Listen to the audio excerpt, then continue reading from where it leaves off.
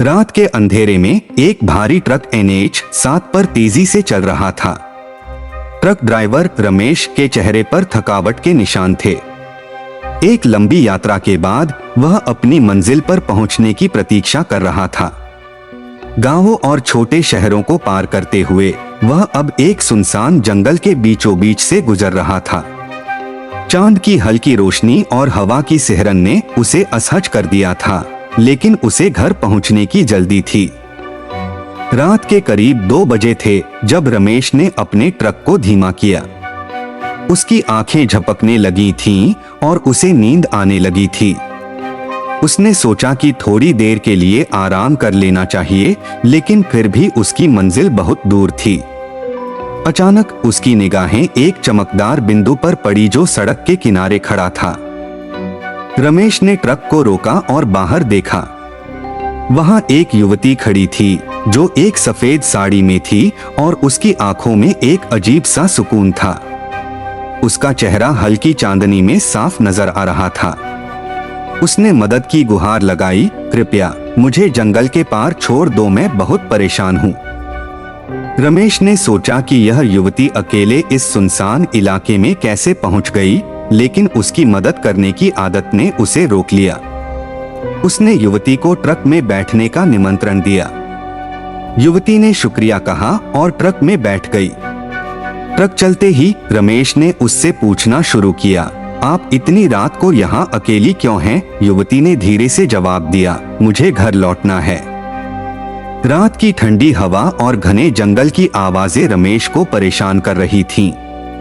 वह धीरे धीरे सोने की कोशिश कर रहा था कि अचानक युवती ने सवाल पूछा, क्या आप कभी जंगल के बारे में सुने हैं? रमेश ने जवाब दिया, हाँ सुना है, लेकिन कभी वहां नहीं गया। युवती की आंखों में एक अजीब सी चमक आ गई और उसने कहा, यह जंगल बहुत रहस्यमय है। यहाँ कई आत्माएं भटकती हैं। रमेश हंसा और कहा, ये सब सिर्फ कहानियां हैं। अचानक ट्रक की लाइट्स ने एक धुंधला सा आकृति दिखाया।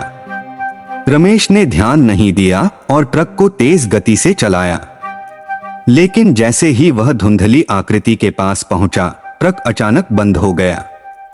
रमेश ने इंजन को फिर से चालू करने की कोशिश की, लेकिन ट्रक नहीं चला। युवती ने उसे देखा और कहा, यह सही समय है, हमें यहाँ रुकना होगा। रमेश ने सवाल किया, क्यों, क्या हुआ?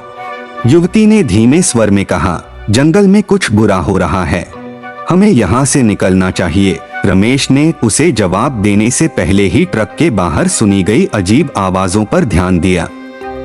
हवा में एक सिहरन थी और अंधेरे में कुछ आभास हो रहा था।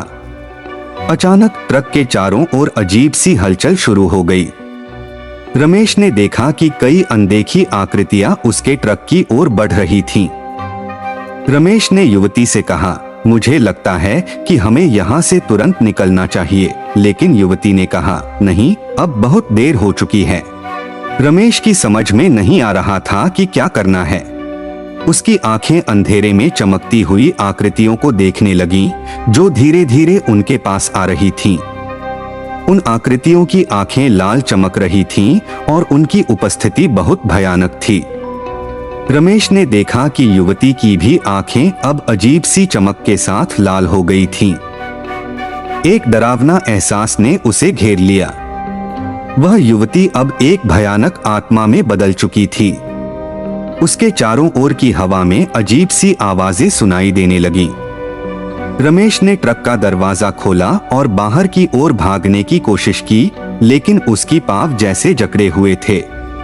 वह हिल भी नहीं पा रहा था। जंगल की ओर से आती आवाजें अब तेज हो गईं और रमेश की चीखें सुनाई देने लगीं। वह अपने आप को असहाय महसूस कर रहा था।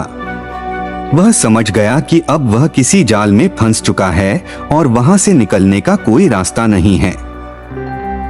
तभी एक काले धुएं की तरह की आकृति उसके सामने उभरी और रमेश को अपने घेरे में ले लिया। रमेश की आंखों के सामने अंधेरा छा गया और वह पूरी तरह से बेहोश हो गया। जब सुबह हुई, ट्रक सड़क के किनारे खड़ा था और ट्रक की लाइट्स बंद थीं। ट्रक के अंदर का दृश्य भयावह था। युवती का कोई निशान नहीं था और रमेश का बेजान शरीर ट्रक के ड्राइविंग सीट पर पड़ा था।